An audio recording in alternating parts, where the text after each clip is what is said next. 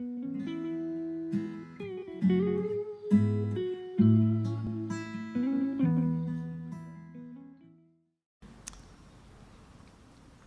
domingo eu tenho pregado sobre a vida e a obra do profeta Eliseu.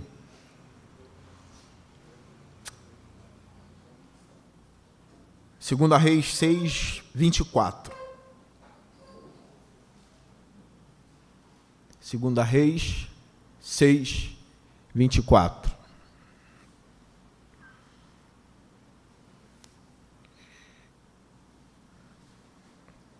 Nós vamos ler até o versículo 2 do capítulo 7. Diz assim a palavra do Senhor.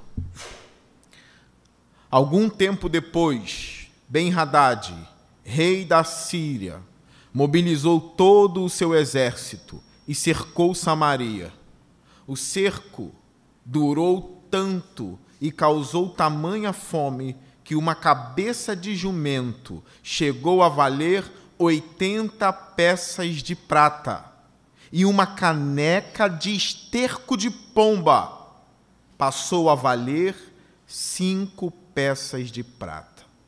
Um dia, quando o rei de Israel inspecionava os muros da cidade, uma mulher gritou para ele: "Socorro, majestade!" O rei respondeu: "Se o Senhor não a socorrer, como poderei ajudá-la?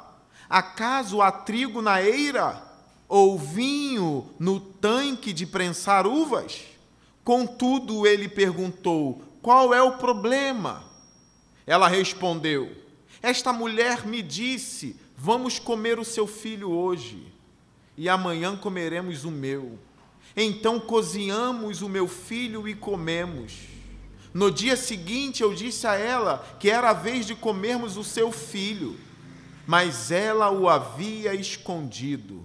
Quando o rei ouviu as palavras da mulher, rasgou as suas vestes.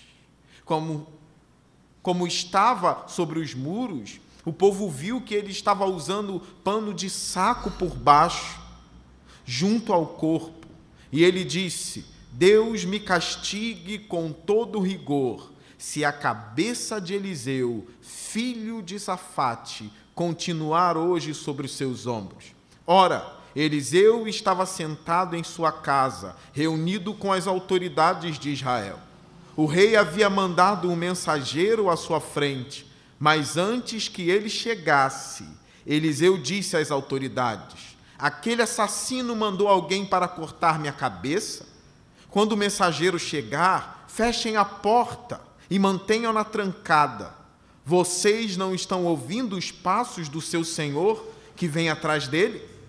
Enquanto ainda lhes falava, o mensageiro chegou.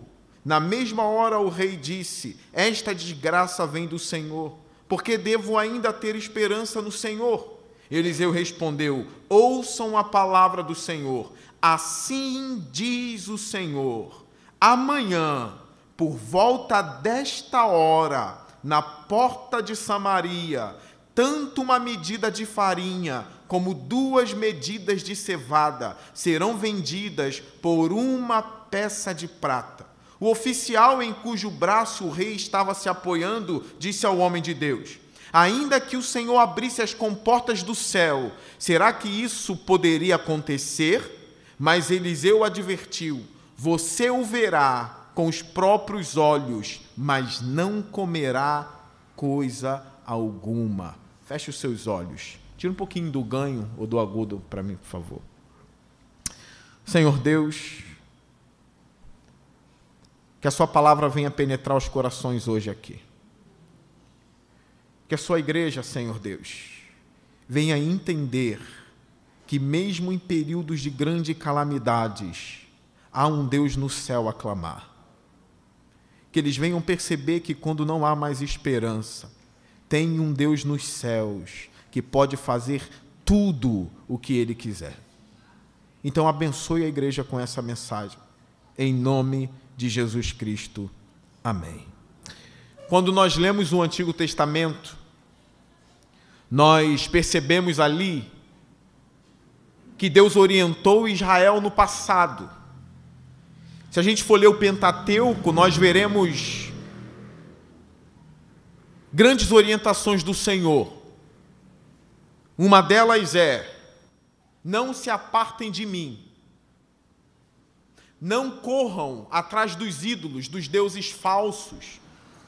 Não invoquem espíritos. Não cultuem os mortos ou nem invoquem os mortos. Não falem com eles, não procurem essas coisas. E várias orientações do Senhor contra essas práticas malignas. E a consequência de não ouvir a palavra do Senhor está bem clara no Antigo Testamento. O povo sofreria com fome, com grandes tragédias, com grandes desgraças, por não ouvirem a palavra do Senhor. Então é isso que está acontecendo aqui. Tem uma grande tragédia acontecendo no meio do povo santo de Deus, que caiu, que errou, que abandonou o Senhor e agora está passando por grande fome. Está perdendo uma guerra. Homens malignos sitiaram Israel. Homens que querem ver o povo de Israel morrendo de fome. É por isso que a gente lê aqui coisas estranhas, como mulheres cozinhando os seus filhos, bebês, para comer. Isso acontecia muito em tempo de guerra. Nós vamos parar um pouco nessa passagem para refletir. Homens maus cercavam a cidade e não deixavam entrar alimentos. Não deixavam o povo sair para pegar alimento. A tropa inimiga estava em torno de Israel. Ninguém saía, ninguém entrava. Não tinha comida, não tinha importação nem exportação. O povo ia minguar de fome e de sede. E nós sabemos que é possível, sim, quando o homem está num estado de grande calamidade, é possível, não todos os homens, como Freud acreditava, mas é possível o homem atingir um estado de animal. Coisas absurdas podem acontecer no meio dos homens quando ele está em extrema miséria, sem comida, sem bebida. Você vai ver homem comendo o dedo de outro homem. Você pode se assustar vendo homem arrancando os próprios dedos e comendo por causa da fome. Se você pesquisar em alguns sites aí de povos hoje em dia que não têm o que comer, vocês vão ver homem tomando lama como se fosse sopa. Você vai ver história de mulheres que colocam um osso seco num caldeirão de água para servir de sopa para os filhos. Homens comendo carniça. É porque nós não conhecemos um estado de miséria real. E a guerra tem o potencial de criar esse estado. Homens maus no poder, homens maus podem criar isso aqui. Então olha o versículo 24 comigo. Algum tempo depois, Ben-Hadad, rei da Síria, ou seja, a tropa inimiga de Israel, mobilizou todo o seu exército e cercou Samaria. É o reino do norte de Israel. Samaria está cercada por todo o exército da Síria. Eles odeiam o povo de Deus. Quando o povo de Deus está em pecado, adorando falsos deuses, como eu disse para vocês, abandonando o Senhor, a desgraça recai sobre o povo. E eu quero pensar um pouco sobre isso com vocês. Não queiram inverter isso. Não é que Deus é mau, é que o homem é mau e por isso essas coisas acontecem. Você pode pensar, mas por que Deus deixa essa desgraça acontecer em Israel? Olha, Deus é muito paciente. Se você estudar o Pentateuco, você vai ver Deus conversando com Abraão e não querendo punir as cidades inimigas, porque a maldade delas ainda não tinha chegado no limite. Deus é muito paciente. Quando ele derrama a sua ira, é porque o povo extrapolou todos os limites. Como eu dei hoje na escola dominical, existiam nações que queimavam os seus filhos para demônios. E Deus paciente, ainda esperando para não destruir esses povos, e a maldade desses povos só aumentava. O estupro sendo normal, assim como era em Sodoma, em Gomorra. Eles não tinham afetos, eles não tinham amor por ninguém. Eles não tinham nem remorso por nada. Era um povo mau e cruel. Tanto que na oração de Abraão, diz assim: Senhor, se tivesse 50 justos em Sodoma, o Senhor poupa Sodoma? Sim, se tiver 50 justos, mal algum cairá sobre Sodoma. Mesmo tendo 100 mil moradores em Sodoma, é que eu estou chutando, eu não pesquisei isso. Mas se tivesse 50 justos ali, a maldade não cairia, ou não tomaria a cidade.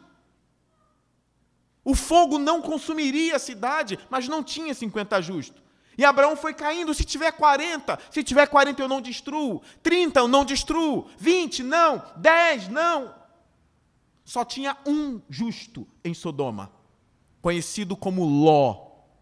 Então Deus tirou o justo e então destruiu a cidade. Porque está escrito que o Senhor não destrói o justo junto com o ímpio maligno. Deus é justo. Como funciona essa desgraça que está chegando aqui? Não é que Deus é mau, eu repito, é porque o homem é mau. Olha, se eu digo a vocês, a consequência de vocês colocarem as suas mãos numa fogueira é que as suas mãos vão torrar. Vocês ouviram o meu alerta? Sim ou não? Se colocar a mão no fogo, vocês correm risco de perder as mãos. Aí você vai lá, ouve a minha orientação e faz o quê? Coloca as mãos no fogo. O que vai acontecer? Vai queimar a sua mão. Você não vai poder dizer: o fogo é mau porque queimou a minha mão. Deus alertou a Israel: não sirvam a demônios. Cuidado com essas práticas. É porque a própria santidade do Senhor é como esse fogo que, quando se choca com a maldade, já acontece a justiça de Deus. Ele não tem prazer em destruir o ímpio, mas é uma consequência lógica da santidade de Deus, do caráter de Deus caindo sobre os homens maus. Como disse um pastor norte-americano chamado Paul Washer, uma das verdades mais duras e mais perigosas para o homem, uma delas é esta: é que Deus é bom. E aí todo mundo na universidade em que ele disse isso ficou assim: mas como que isso é uma má notícia para a gente? Se Deus é bom, isso é ótimo. Ele disse: não. E no meio dos universitários ele disse assim: o que um Deus bom faz com gente mal? Quando a bondade se choca com a malignidade, acontece o quê? É óbvio que a bondade vai esmagar a malignidade. O que um policial bom faz com um crápula que está prestes a atirar na cabeça de uma mulher com o seu bebê na barriga? Pensa naquele policial, no sniper. Se ele é um homem bom, o que ele vai fazer? Depois de receber o comando para atirar, se ele é um homem bom, se ele tem família, se ele tem filho, se ele ama as mulheres, se ele ama o bebê, o que ele faz? Ele atira. Um corpo vai tombar, mas que não seja da criança e nem da mulher, que seja do homem mau com um revólver na cabeça dela. Então cuidado, porque vocês veem punição acontecendo na Bíblia. Não inverta, não ache que Deus é mau. Isso é consequência dos pecados da nação, de não ouvir a voz do Senhor. O próprio rei dessa época aqui, a Bíblia nem cita o nome dele. Você sabe qual é o nosso achismo em relação a isso? É que ele talvez seja o rei Jorão, filho de Jezabel, filho de Acabe. Acabe foi uma mulher maligna, junto com seu rei, que era Jezabel era maligna, junto com seu rei, que chamava Acabe. Então, provavelmente, este rei, que a Bíblia nem cita o nome dele, é filho dessa víbora. Conforme eu for expondo o texto, talvez isso fique um pouco mais claro para vocês. Então lembra disso, Israel está sitiada, com fome, padecendo. Olha o versículo 25. O cerco durou tanto e causou tamanha fome que uma cabeça de jumento chegou a valer 80 peças de prata. E uma caneca de esterco de pomba, 5 peças de prata. Olha o que eles estavam comendo e olha o valor de um esterco de pomba. Quanto vale o esterco de uma pomba, irmãos? No máximo me atribula quando cai em mim. Já aconteceu algumas vezes. Quando cai em mim, eu não pego e boto na boca aquilo. Porque eu tenho pão em casa. Eu tenho comida, eu tenho janta. Eu não vou comer esterco de pomba. Mas se eu estivesse num momento de grande miséria, eu teria que guardar aquele esterco. Se não tivesse o que comer e o que beber durante 1 mês, 2 meses, eu estaria comendo esterco de pomba. Não adianta fazer cara de nojo, porque não tem cara de nojo quando você está 1 mês e meio sem comer. Você come também. Olha quanto valia uma cabeça de jumento, que era um alimento impuro para Israel. Uma cabeça de jumento valendo 80 peças de prata. Alguns já viram aí quando acontece uma grande enchente, eu acho que aconteceu em Friburgo, se eu não me engano, uma vez. A cidade de Friburgo foi devastada, se eu não me engano foi Friburgo, eu não lembro agora. E as pessoas me disseram que o galão de água triplicou o preço só porque o povo precisava de água. Se acontece uma grande calamidade, o gás, que já está caro, vai para onde? Vai ser o triplo. Só que aqui nem é água, é esterco. 80 peças de prata por uma cabeça de jumento e 5 peças de prata por um pote de esterco de pomba. Eu lembro da história de um homem chamado Milton Verdi, que na década de 60, o avião dele teve que aterrissar numa selva na Bolívia. Não sei quem conhece a história desse homem. Estava ele e um amigo. E eles caíram no meio da selva. Eles não tinham o que comer e nem beber. A história diz mais ou menos que ele ficou ali 2 meses sem comer direito. E sem beber direito. O amigo dele morreu porque, com extrema sede, foi beber o combustível do avião. Olha o que um homem levado ao extremo é capaz de fazer. Levado à extrema fome, à extrema sede, beber gasolina. Vai morrer. Olha o relato desse Milton, ele também faleceu, mas ele durou bastante tempo ainda na selva. Ele durou 2 meses ali tentando caçar, tentando procurar coisas para beber. Olha o que acharam no bolso dele, ele escreveu algo. Ele disse assim: como se acabam as ilusões de um homem. Hoje, para mim, 1 litro de água, que é a coisa mais barata que nós temos, vale mais que todo o dinheiro do mundo, e um prato de arroz com feijão não tem dinheiro que pague. Se Deus nos der nova chance, temos planos de ser os homens mais humildes do mundo, querendo apenas ter nossa comida, água em abundância e o carinho das esposas, dos filhos e dos familiares. Minha querida esposa e dedicada mãe de meus filhos, primeiramente peço que me perdoe pelos maus momentos que te fiz passar. Vejo que agora que tudo não passa de ilusão, o que vale mais no mundo é a água, a comida de todo dia e o carinho da sua querida esposa e filhos. Saiba que você foi o único amor da minha vida. Não duvides porque é um moribundo que está falando. Nunca deixes ninguém passar sede, minha filha, pois é a pior coisa do mundo. Eu também prefiro um estilo de vida simples, sem muito luxo, cuidando da saúde física, da saúde mental, para durar muitos anos. Pergunte a um desempregado por aí o que é importante para ele. Pergunte a um doente crônico o que é importante para ele. Pergunte a um solitário o que é importante para ele. As pessoas que se apegam muito a coisas e são ingratas com tudo em sua volta, estas não querem perto de mim por muito tempo, eu não quero elas perto de mim por muito tempo. Já vi e convivi com muitos desse tipo na escola e na universidade, com certeza de que não acrescentam em nada na minha vida. O período em que ele estava na selva, ele refletiu. E ele chegou à conclusão que se ele tem apenas um prato de arroz e de feijão, ele está feliz. Eu não sei como você chegou no culto hoje aqui. Talvez triste porque perdeu o emprego. Talvez triste porque não come mais lasanha, agora come ovo cozido. Dê glória a Deus pelo ovo cozido, porque ele ainda está lá. Dê glória a Deus pelos R$30.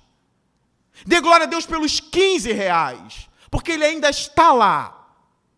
Você não está num momento de extrema calamidade, como muitos já estiveram. Aprendam a dar glória a Deus com uma mesa onde tem apenas um pão. Quando a gente passa dificuldades financeiras, é apenas por um momento, é uma fase, porque a gente consegue dar a volta por cima.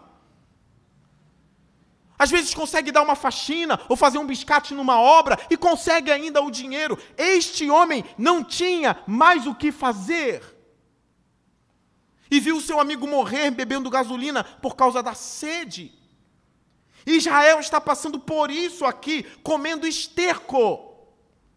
Por mais humilde que você seja, por mais estressado que você tenha chegado aqui por causa do seu trabalho, ou porque você não acha que você ganha de forma digna, ou porque perdeu o emprego e agora pede até emprestado para o vizinho ou para a vizinha, escute o que eu vou te dizer agora. Dá para você dar a volta por cima, sim. Olhe para o que o povo de Israel está passando. Cuidado para que o seu lamento e o seu choro não seja maior do que alguém que está passando por algo que você nunca vai passar na vida. Levanta a cabeça, ore a Deus, busque o Senhor, peça e lhe será dado e saia para vencer mais um novo dia. Um passo de cada vez, um dia após o outro, não afunde, não desanime. Talvez esteja acontecendo uma batalha espiritual, um cerco maligno na sua vida. Mas você tem um Deus nos céus para clamar, não esqueça disso. Aqueles que são membros de uma igreja saudável e boa, sabem que pode recorrer à igreja. Lembra disso, você não está numa selva, não está num deserto. Olha o estado em que esses homens chegaram aqui, meus irmãos. Olha a postura do rei no versículo 26. Um dia, quando o rei de Israel inspecionava os muros da cidade, uma mulher gritou para ele: socorro, majestade. Olhe para mim. Uma vez o rei Salomão esteve diante de um grande dilema. Só que o dilema de Salomão não chega perto desse daqui. Isso aqui, o que Salomão teve que resolver em Israel, é muito pobre e pouco perto desse dilema que o rei de Israel agora está aqui. Duas mulheres tiveram filhos em Israel. Uma perdeu o seu filho e roubou o filho da outra. E colocou o filho morto do lado da outra. A mulher percebeu que aquela criança não era sua, então recorreu ao rei para julgar a causa. E ela disse: olha, esta mulher, tendo o filho morto, colocou do meu lado e pegou o meu filho vivo para fazer essa troca. Aí Salomão disse assim, porque as mulheres discutiram: não, esse filho é meu, não é meu, o filho é meu, o morto é dela, não, o morto é dela. O que Salomão fez com a sua sabedoria? Mandou o soldado pegar a espada e falar: parta a criança viva no meio e dê uma metade para um, metade para outro, e o problema está resolvido. Parte a criança no meio, dê a metade para uma e para outra. A mãe da criança, a mãe verdadeira, disse: não, pelo amor de Deus, entregue para ela, mas não mate. E a mãe falsa disse: isso é justo, parta no meio e dê para ela metade e dê para mim. Salomão descobriu quem era a mãe verdadeira. Quem era a mãe verdadeira? A que disse: dê para ela, mas não mate a criança. Ele resolveu o problema. Foi fácil, não é? Muito fácil. Um pastor não pode fazer isso. Parte ela no meio agora, entrega. Óbvio que não. Mas o rei de Israel podia fazer. Só que olha o dilema que o rei, que provavelmente é o Jorão, ele está enfrentando aqui. A mulher disse: socorro, majestade. Olha o verso 27. O rei respondeu: se o Senhor não a socorrer, como poderei ajudá-la? Acaso há trigo na eira ou vinho num tanque de prensar uvas? Contudo, ele perguntou: qual é o problema, mulher? Ela respondeu: esta mulher me disse: vamos comer o seu filho hoje, e amanhã comeremos o meu. Então cozinhamos o meu filho e comemos. No dia seguinte eu disse a ela que era a vez de comermos o seu filho, mas ela o havia escondido. A liderança no momento de crise. Como ser rei nesse momento? Não tem como resolver esse dilema. O que seria justo agora? Traga o seu filho, vamos cozinhar juntos e ela vai comer. O que seria justo? Ou dizer, não, a criança não tem nada a ver com isso, ela não vai morrer. Como resolver esse problema? Olha o estado em que essas mulheres estavam. Vocês acham que elas eram malignas? O texto não nos traz essa informação. Elas estavam morrendo de fome. Eu não sei o que é estar morrendo de fome. Nós não somos canibais, mas nós não estamos num lugar onde não tem nada. Imagine, passa o primeiro mês, o segundo mês, o terceiro mês, e está todo mundo junto sem comida. Será que a gente vai olhar estranho um para o outro? Será que a gente vai começar a ter pensamentos selvagens, como os animais? Foi o que essas mulheres aqui tiveram. Olha a ideia. Eu cozinho meu filho hoje, amanhã cozinhamos o seu. Ô, senhora, promete? Eu prometo. Ela matou a fome dela e escondeu o filho. A Bíblia não esconde as suas mazelas, aprende isso. É por isso que é um livro verdadeiro. Não caia nessa de que adulteraram a Bíblia. Oh, grande adultério.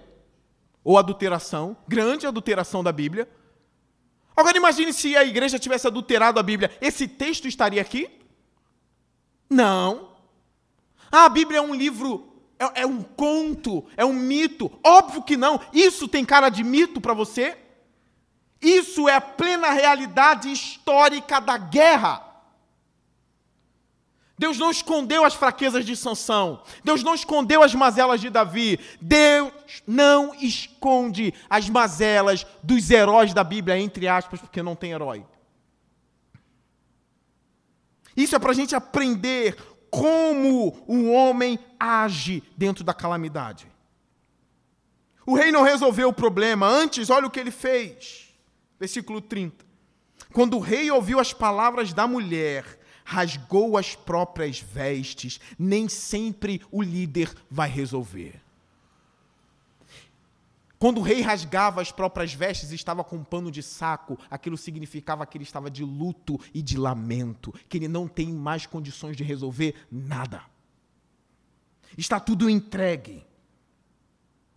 Se não há Deus, acabou, não tem esperança. Eu fico imaginando o ateu aqui. Vai clamar a quem? Não crê em nada. Vai buscar a quem? Eu fico imaginando o ateu quando o pai dele morre. Ou quando um filho dele morre. Ele veio do acaso, ele vai voltar para nada, não vou nem cultivar muito amor. Essa deveria ser a atitude correta. Mas eles acabam agindo como cristãos e homens de fé. Alguns até chegam a dizer assim, olha, se houver ainda a esperança de eu reencontrar o meu filho, vai ser bom.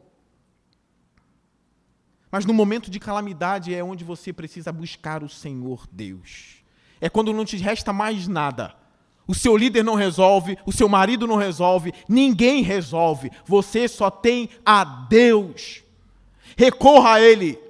Os estudiosos concordam aqui que o erro do rei foi, ele não tem nenhuma palavra de oração para o povo. Em nenhum momento ele clama a Deus, ele busca a Deus, nada. Parece que Jorão só servia a Deus com a boca.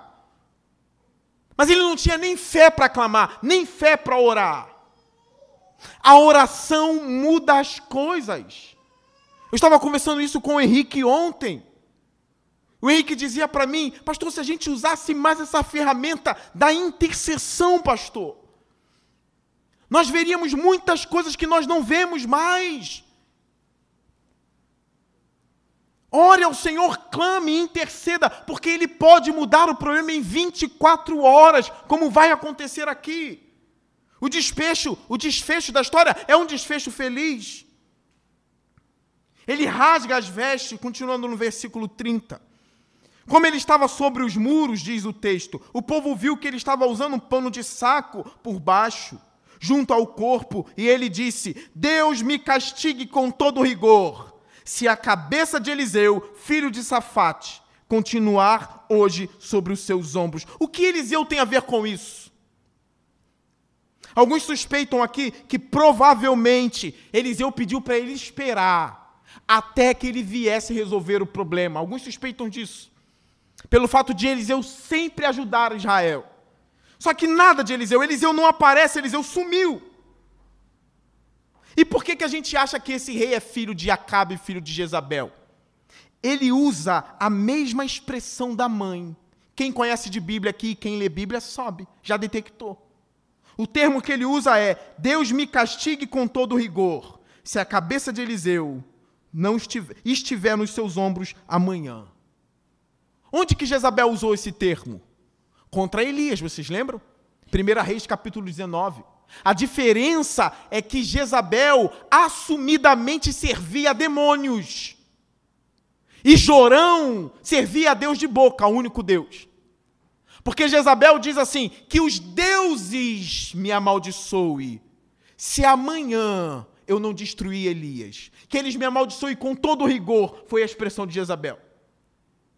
Jorão, com a boca, servia ao Deus de Israel, mas no coração tinha as atitudes da provável mãe. Ele diz que Deus me amaldiçoe com todo rigor, se eu não arrancar a cabeça de Eliseu amanhã. Ao invés de orar, ele demonstra ódio contra o homem de Deus. Ao invés de clamar, ele demonstra ódio a Deus, odiando o homem de Deus. Cuidado com isso, irmãos. Cuidado para sua reclamação não virar blasfêmia. Cuidado para no momento de dificuldade o seu lamento não se tornar murmuração. Cuidado com as palavras que saem da sua boca. Cuidado para no momento de crise você não amaldiçoar a igreja, que é a coluna e firmamento da verdade, como diz o Novo Testamento.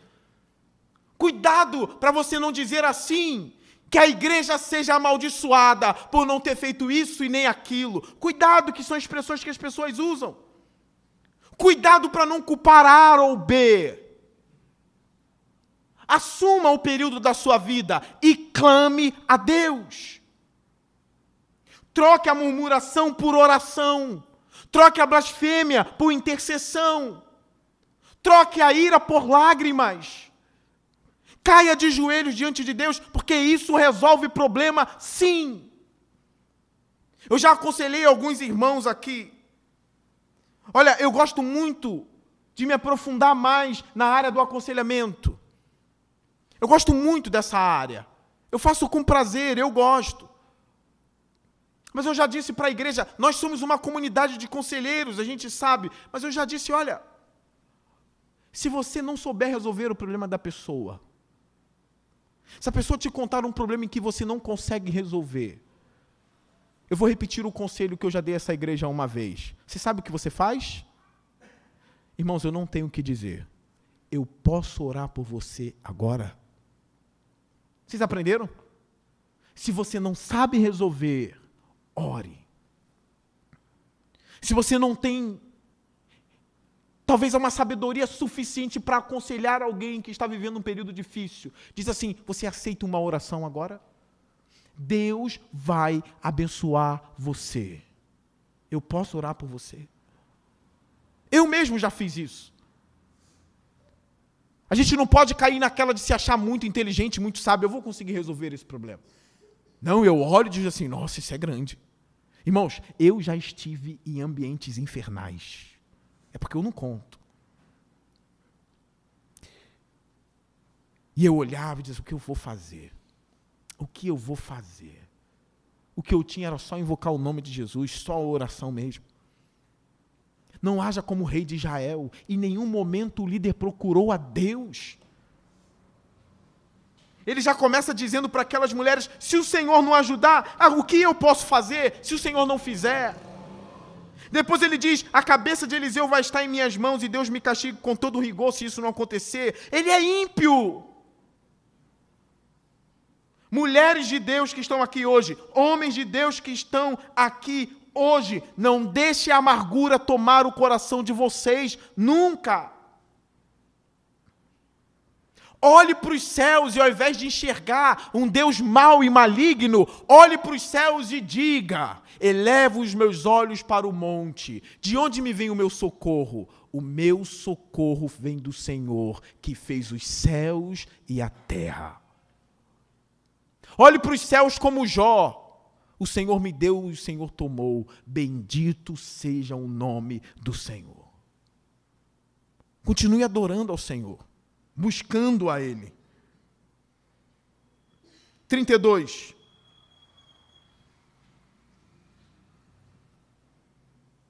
Diz assim: ora, Eliseu estava sentado em sua casa, reunido com as autoridades de Israel.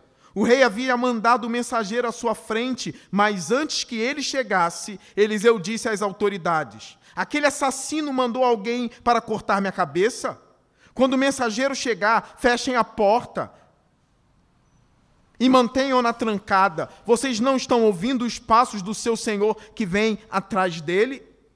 Enquanto ainda lhes falava, o mensageiro chegou.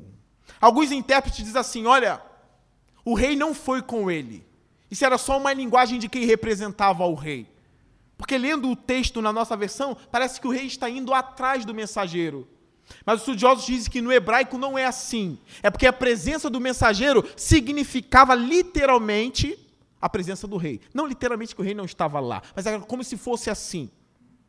Então alguns defendem que o mensageiro representava o rei. Agora, como Eliseu sabia que aquele homem estava indo atrás dele? Olha sua Bíblia no capítulo 6, no versículo 12. Só voltar uma página da sua Bíblia. Diz assim: respondeu um dos conselheiros: nenhum de nós, majestade. É Eliseu, o profeta que está em Israel. Olha agora, que revela ao rei de Israel até as palavras que tu falas em teu quarto. Deus revelava a Eliseu as coisas que estavam acontecendo. E Deus revelou a Eliseu que o rei mandou um mensageiro para arrancar a sua cabeça. Eliseu já sabia de tudo isso. Há profeta em Israel. E o Espírito Santo estava em Eliseu de uma maneira tão poderosa que ele tinha revelações do Senhor. Olha, não tem Eliseu em nosso meio, isso é óbvio, mas o Espírito está em nosso meio. Nós temos aquilo que algumas pessoas chamam de intuição, mas não é intuição somente, é o Espírito Santo falando conosco. Às vezes as pessoas estranham, como pode ele ter dito isso? Quem contou isso a ele? Olha, ninguém contou isso a ele, me deu vontade de falar e o Espírito Santo usou isso para revelar a sua vida. O mesmo Espírito Santo que estava em Israel está na igreja.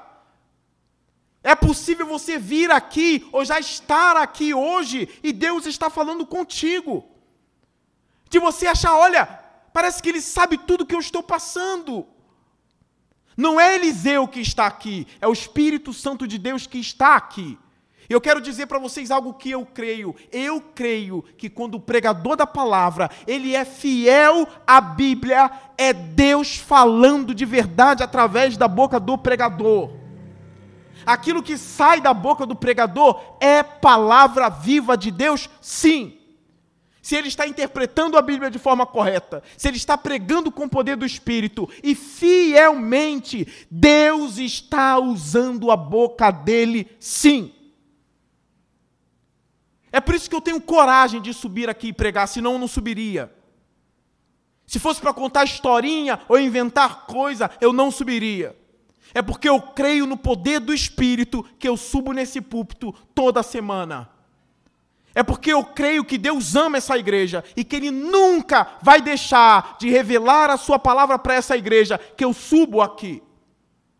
E eu peço intercessores para interceder pela minha vida. Eu nunca serei um Eliseu, mas eu quero ser boca de Deus para vocês aqui. Então interceda e diga: Senhor, fale com essa igreja. Revele os planos malignos contra nós. Que caia por terra o cerco do diabo contra nós, Senhor. Fale, ó Deus, culto após culto. Eu já estava indo para o final. Mas eu não vou pular ainda algumas partes aqui. Eu já estou caminhando para o final, mas eu preciso falar algo antes de entrar um pouco mais nesse assunto da pregação. Eliseu sabia que o rei mandou um mensageiro lá. Nós estamos no versículo 32. Olha a parte C. Quando o mensageiro chegar, fechem a porta e mantenham-na trancada. Vocês não estão ouvindo os passos do seu senhor que vem atrás dele? Alguns acham que o rei estava literalmente indo atrás dele. E outros dizem que não, isso foi uma expressão de que por trás das palavras desse homem está as palavras malignas do rei de Israel. 33. Enquanto ainda lhes falava, o mensageiro chegou. Na mesma hora o rei disse: esta desgraça vem do Senhor, porque devo ainda ter esperança no Senhor. Não haja como esse homem. Igreja, não haja como esse homem. Pastor, o que veio sobre mim foi o Senhor, então eu não tenho mais esperança. É Deus que está fazendo isso contra mim, pastor, então eu não tenho mais esperança. Quem foi que disse a você que se a mão de Deus está sobre você, eu não tenho mais esperança? É aquele ditado que todo crente aprende, né? Se o diabo está contra você, tem quem te livre. Mas se é Deus que está contra você, quem pode te livrar? Os cristãos sabem a resposta. O próprio Deus nos livra dele mesmo. Lembra da cruz? Era Deus derramando a sua ira no seu Filho Jesus Cristo, para a ira dele não cair sobre nós, para nos poupar do grande juízo que está vindo, para nos poupar do dia da vingança de Deus, contra o diabo, os seus anjos e contra os homens maus que fazem a vontade deles. Eu disse para um membro da igreja essa semana: não fique com esse remorso destruindo a sua consciência diante de Deus. Ore, peça perdão, lembre-se que toda vez que você sair de casa, você está pingando sangue. Pingando sangue como, pastor? O sangue de Cristo está sobre a sua cabeça. Arrependa-se, peça perdão a Deus e viva. O sangue de Cristo perdoa todos os nossos pecados. Deus nos livrou dele mesmo. Davi também demonstrou isso, dizendo: Senhor, não me deixe cair nas mãos dos meus inimigos, que eu caia nas suas mãos, Senhor. E a pergunta é: mas por que, Davi, você quer cair nas mãos do ser mais poderoso do mundo, que ninguém, nem mandinga, nem macumba, nem voodoo com o nome de Deus, nunca vai afetar a Deus? Nada. Porque você quer cair na mão daquele que ninguém pode tirar, nem anjos, nem Gabriel, nem Miguel, ninguém. A resposta de Davi é: eu quero cair nas mãos de Deus, porque eu sei que uma hora Ele vai ter misericórdia de mim, porque Ele é misericordioso. O diabo não é, mas Deus é. Então o rei diz: não temos esperança, isso vem de Deus. A calamidade veio do Senhor, então eu não tenho esperança. Leiam comigo Isaías 40. Já está funcionando aqui? Providência de Deus para na hora da pregação, né? O louvor ele vetou, mas a pregação está aí.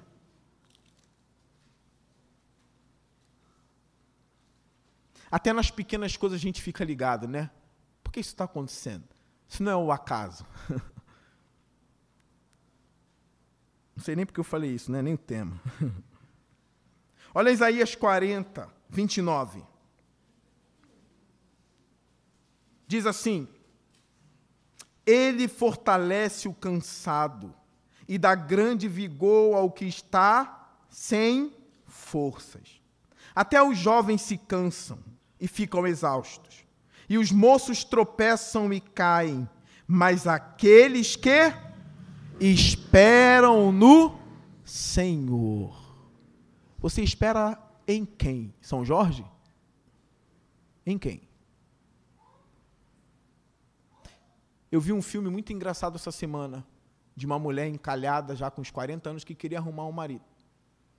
E na mesa da sala dela tinha um santinho católico, tinha um santinho de outra religião e tinha um Buda. Ela estava pedindo para tudo. A esperança dela estava em tudo. Se está em tudo, não está em nada. E ela acendia a velhinha ali todo dia para poder arrumar um homem no dia. Eu quero crer que se você entrou nesse lugar, é porque você quer esperar no único Deus verdadeiro e não em falsos deuses. Amém? Ponha a sua esperança no Senhor. Olha o que acontece com quem espera em Deus. Versículo 31. Mas aqueles que esperam no Senhor renovam as suas forças. Eles voam alto como águias. Correm e não ficam exaustos. Andam e não se cansam. Olha um outro texto sobre esperar no Senhor, no livro de Lamentações, no capítulo 3. Venha comigo, sem preguiça de folhear a sua Bíblia. Se você não acha, olha aqui para frente que está ali. Lamentações 3, 29. Diz assim, na minha Bíblia está sublinhada essa parte, tá? Ponha o seu rosto no pó, talvez ainda haja esperança. Se o crente tiver que morrer, ele morre clamando. Eu lembro de um homem em Israel, um grande guerreiro de Israel, que enfrentou um exército sozinho. A Bíblia fala que ele lutou tanto naquele dia que a espada colou na mão dele, sozinho.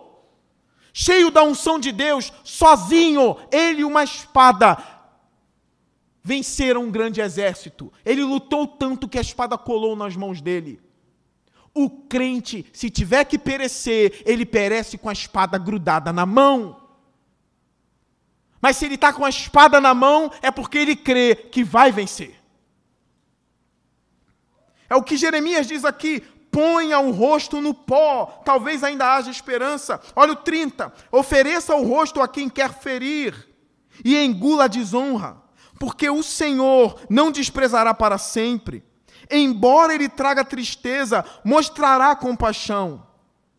Tão grande é o seu amor infalível, porque não é do seu agrado trazer aflição e tristeza aos homens, aos filhos dos homens. Não é do agrado de Deus trazer isso. Tem um propósito para isso vir. Vocês entendem isso? Não é do agrado de Deus, tem um propósito para isso chegar. 34. Ele não tem prazer em esmagar com os pés todos os prisioneiros da terra, nem negar a alguém os seus direitos, enfrentando o Altíssimo, impedir a alguém o acesso à justiça. Não veria o Senhor tais coisas? Quem poderá falar e fazer acontecer, se o Senhor não tiver decretado? Não é da boca do Altíssimo que vem tanto as desgraças como as bênçãos? Como pode um homem reclamar quando é punido por seus pecados?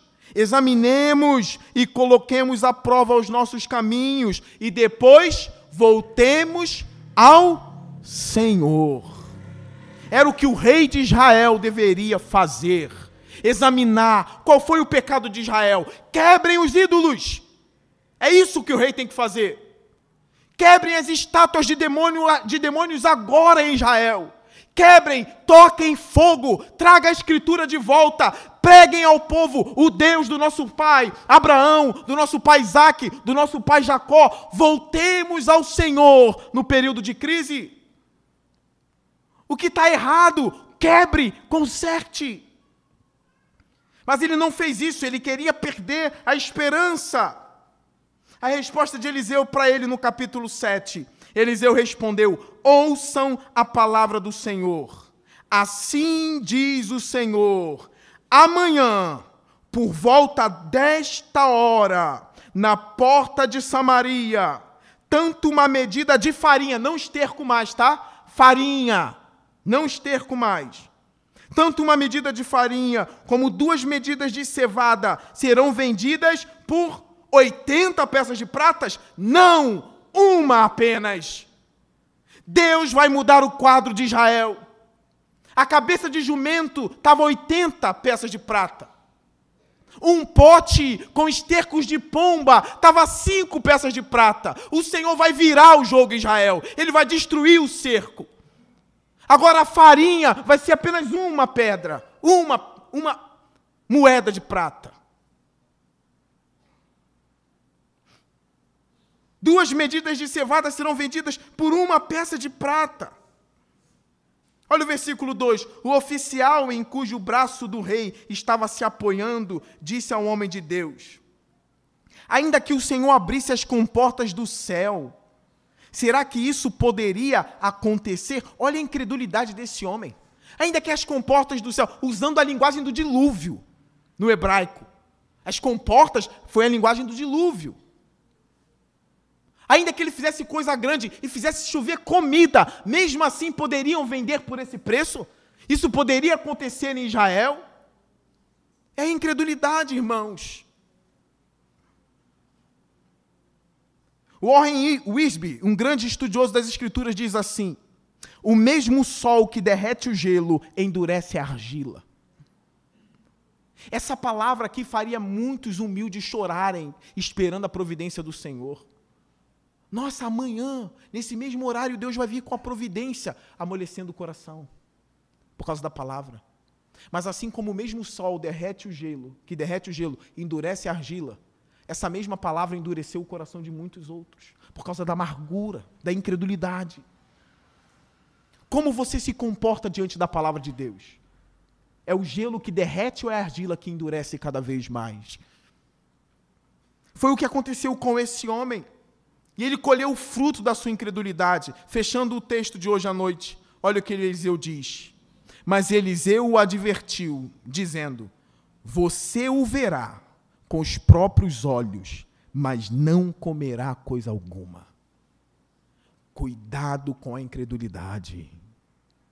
Cuidado com seu coração endurecendo cada vez mais, se afastando do Senhor cada vez mais, deixando de crer em coisas que você acreditava antes. John Bunyan diz que é como se o diabo estivesse falando para ele na sua autobiografia: eu vou acabar com a sua fé, John, ainda que eu não acabe com ela hoje. A criança dorme depois de tanto ninar, e assim eu vou ninar você sem pressa, e no final eu acabarei com a sua fé. A boa notícia: John Bunyan morreu crendo em Cristo. E ele disse assim: se eu morrer, será que a minha alma vai para Deus ou não? E a conclusão do John Bunyan foi: quer saber? Quando eu morrer, eu vou me lançar do outro lado da vida com as minhas mãos vazias estendidas, e Cristo vai segurá-la. É bonito ou não é bonito? Não seja incrédulo, tenha fé hoje. Eu quero fechar dizendo a vocês o seguinte: não temos Eliseu mais, mas os pastores fiéis, os pregadores fiéis, trazem a palavra do Senhor para o seu povo. A sua vinda aqui não é em vão. Você precisa vir esperando ouvir uma palavra da parte de Deus aqui. Pastor, mas eu estou visitando essa igreja pela primeira vez, eu não vi reteté, repleplé, nem nada. Você não está vendo Deus falando o tempo todo, pelo amor de Deus? Você só quer que Deus fale daquele jeito? Deus não fala como quer? Ele não usa quem quer? Até a mula? Tem uma mula hoje aqui. Não vocês, sou eu. Eu posso me ofender à vontade. Deus continua guiando a sua igreja por meio da palavra, da orientação, do espírito de profecia. Eu queria fechar com vocês lendo o texto de 1 Tessalonicenses 12, 13, e aqui a gente fecha a mensagem de hoje. Lá no Novo Testamento, 1 Tessalonicenses, capítulo 2, versículo 13.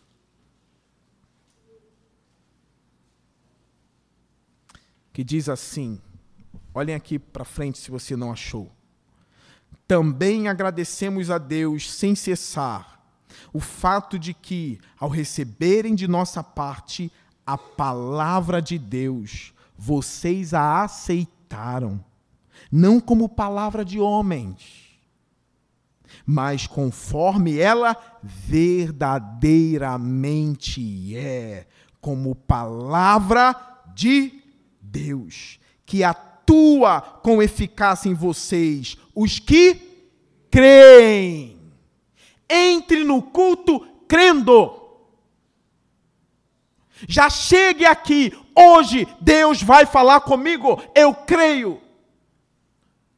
Já chegarei cantando de alegria, porque ouvirei a voz do meu Senhor. Não me convide para a praça, não me convide para a praia. Hoje eu estarei na casa do Senhor, ouvindo a sua voz. Como nosso irmão Vinícius disse, e aqui eu estou te citando, tá? Uma brincadeira nossa em particular. Aquele que vive faltando o culto, se um dia o Espírito Santo quiser trazer um avivamento poderoso nessa igreja, aquele que vive faltando é esse que não vai participar do grande mover do Espírito. Vocês gravaram isso? É aqueles que estão em volta de Eliseu. O Eliseu é uma figura simbólica agora aqui, que representa a palavra do Senhor. Esses receberão um avivamento, porque são responsáveis e presentes e amam ouvir a palavra de Deus. Você não vem aqui bater cartão, você vem aqui louvar e ouvir a santa palavra de Deus. Eu fecho dizendo, eu não sei o cativeiro em que você está. O que te angustia, às vezes não me angustia. O que me angustia, às vezes não angustia você. Mas lembra da palavra de Eliseu. Amanhã, por volta desta mesma hora, as coisas vão mudar. Semana que vem vocês verão a história de como Deus venceu o exército. Foi usando leprosos, tá? E o homem que foi incrédulo morreu pisoteado, porque quando o povo viu a comida, saiu correndo em direção a ela. Ele olhou para a comida e o povo atropelou ele, matou ele pisoteado. E o povo teve comida à vontade. Não seja incrédulo. Creia em Cristo, no nome do Senhor, a sua vida vai mudar. Primeiramente, a sua alma precisa ser consertada. Primeiramente, é o seu coração que precisa ser salvo. Depois, Deus vai consertar o que precisa ser consertado na sua vida. Ele atua na área sentimental, emocional, financeira, tudo isso. Mas o mais importante é o quê? A salvação da sua alma. O rei não era salvo, ele era um rei ímpio que usava o nome do Senhor, mas Eliseu era salvo e servia a Deus e ouvia a palavra do Senhor. Que você seja assim. Eu espero que Deus tenha falado ao seu coração hoje. Espero que você não vá arrependido. Perdi meu tempo naquele culto. Espero que isso não aconteça com você. Tá bem? Eu espero que seja sempre assim. Que você saia e diga, obrigado a Deus, porque hoje eu ouvi a tua palavra e eu cultuei o seu nome. Fique de pé.